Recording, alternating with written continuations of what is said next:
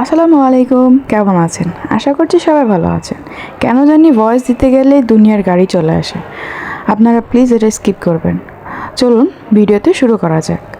Recently আমি চিড়িয়াখানায় গিয়েছিলাম, আমাদের বাংলাদেশের একমাত্র স্বনামধন্য মিরপুর চিড়িয়াখানা, যেখানে আমার ভালো খারাপ সব মিলিয়ে একটা এক্সপিরিয়েন্স হয়েছিল। আজকে তাই শেয়ার করব।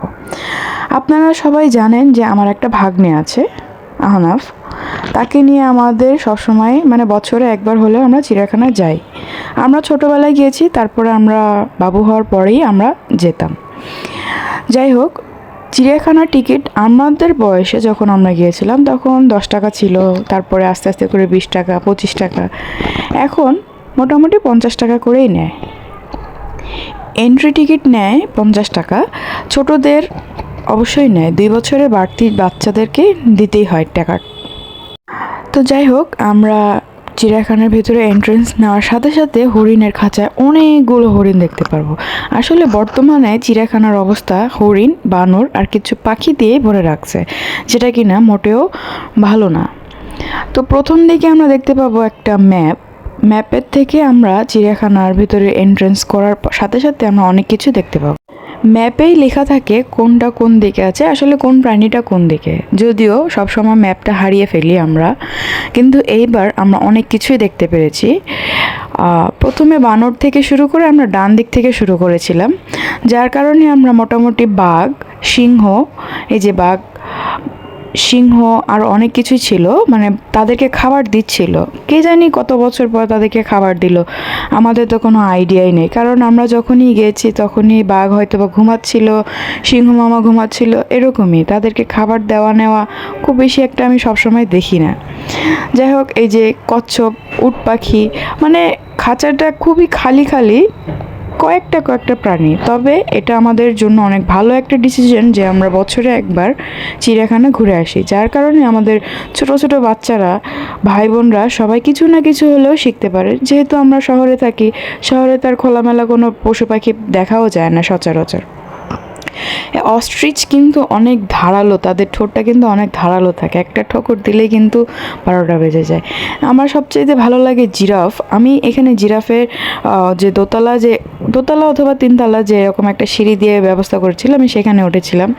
এখানে আবার সুন্দর করে একটা পার্ক আছে, এই যে জেব্রার তারপরে ঘোড়া, এর অপোজিটে একটা পার্ক আছে, যেটা আমাদের কাছে সবসময় ভালো লাগে। একটা ক্রিয়েটিভিটিও থাকলো, তার সাথে আমরা একটা চিড়িয়াখানার মতো জীবজন্তুও দেখতে পেলাম। তবে এখানকার এটাও টিকিট, অবশ্যই এটা টিকিট নিতে হয়।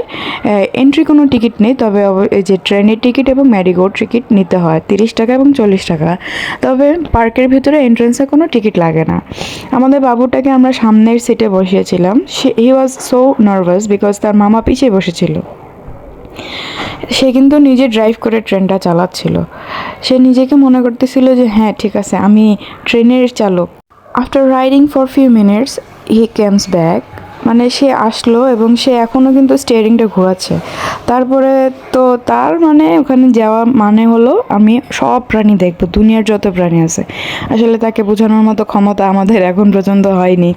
শিম্পাঞ্জি দেখবে, তারপরে সাদা ভালুক দেখবে, কালো ভালুক দেখবে, দুনিয়ার কত কিছু। এখানে একটা মজার বিষয় হলো গাধা, ঘোড়া সবাই কিন্তু ছিল। তার সাথেই একটা কুকুর আসছিল, যে কুকুর কিনা ওদেরকে দেখে হাসতেছিল। আমি যতটুকু গেস করতে পারছি, কুকুরটা হয়তো বা তাদেরকে বলতেছিল, দেখ তোরা খাঁচায় বন্দি আর আমি বাইরে। যদিও তার টিকিট লাগে নাই, সে কোথা থেকে যে আসছে সেটাও আমি জানি না। এই যে কুকুরটা কি সুন্দর করে হাসতেছে দেখেন। আবার ওই কর্নার থেকে গিয়েও সে কিন্তু তাদেরকে দেখবে যে এরা কারা, কোত্থেকে এলো এরা, এরকম একটা অবস্থা। আমি আবার ওকে জিজ্ঞেস করতেছিলাম, এই তোর কি টিকিট লাগছে কিনা, তোর কি টিকিট লাগছে কিনা। তখনই সে পালাই গেছে। আর চিড়িয়াখানার সবচেয়ে বেস্ট পার্ট আমার লাগে একটা মনোরম পরিবেশ থাকে, পরিবেশটা এতই ভালো। আমরা যেহেতু শহরে থাকি, শহরে গাড়ি ঘোড়া, হইচই, ধুলাবালি থেকে একদম জানি চিড়িয়াখানা পরিষ্কার একটা জায়গা না, তবে একদম নিশ্চিন্তা আপনারা যেতে পারেন। আমার কাছে খুব ভালো লাগে তার পরিবেশটা, একদম নিঃশান্ত পরিবেশ থাকে। তা দেখতে দেখতে গন্ডারও দেখে ফেললাম। তারপরে এখানে সাদা কাউয়া ছিল, কাক, হোয়াইট ক্রো, এই একটা পাখিকে তারা ধরে রাখছে। যাই হোক, আমার খুবই খুবই কষ্ট লাগে, কারণ একটা খাঁচার মধ্যে পাখি বন্দি, এই জিনিসটা, এই জীবনটা খুবই কষ্টের।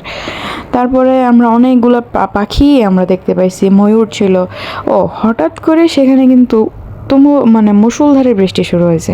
আমরা যখন গিয়েছিলাম তখন কোনো বৃষ্টি ছিল না, তবে মেঘলা মেঘলা ছিল। তারপরে এই যে মায়া হরিণটা, মানে হরিণ, বাঘ, বাঘ একটা দুটো খাঁচাতে ছিল, হরিণ, বানর, কাক, পাখি, এগুলো এমন মানে খাঁচা ভরে রাখছিল। তো যাই হোক, আমরা বৃষ্টিটা ঠিক দুপুরের নাগাদ, মানে আমরা লাঞ্চ আমরা অবশ্যই প্যাকেট করে বাসা থেকে নিয়ে গেছিলাম। অনেক বৃষ্টি, বৃষ্টি কারে বলে, মানে মুষলধারে বৃষ্টি হচ্ছিল। এটা আলাদা একটা পরিবেশ ছিল, যদিও ওই জায়গাগুলো পিচ্ছিল ছিল। তারা এখানে কিন্তু জলহস্তিগুলো গোসল করতেছিল, আমি এই জিনিসটা মিস করছি। ও জলহস্তিগুলো নাকি উপর থেকে জাম্প করছিল আর কি, এই নদীর মধ্যে, নদী বা পুকুর যাই হোক, সেখানে তারা খুবই এনজয় করতেছিল। সাথে আল্লাহ তাআলা বৃষ্টি দিচ্ছিল, মানে সোনাই সোহাগা। তো যেটা বলতেছিলাম, বৃষ্টিটার কারণে রাস্তাঘাট খুবই পিচ্ছিল হয়েছিল। ওই যে একটা কুমির মামা জায়গায় ঘুমায় রয়েছে, চিনতেই পারা যায় না জীবিত নাকি মৃত, কিন্তু সে কিন্তু চালাক, সে কিন্তু জিন্দা। এই যে বানর মামা।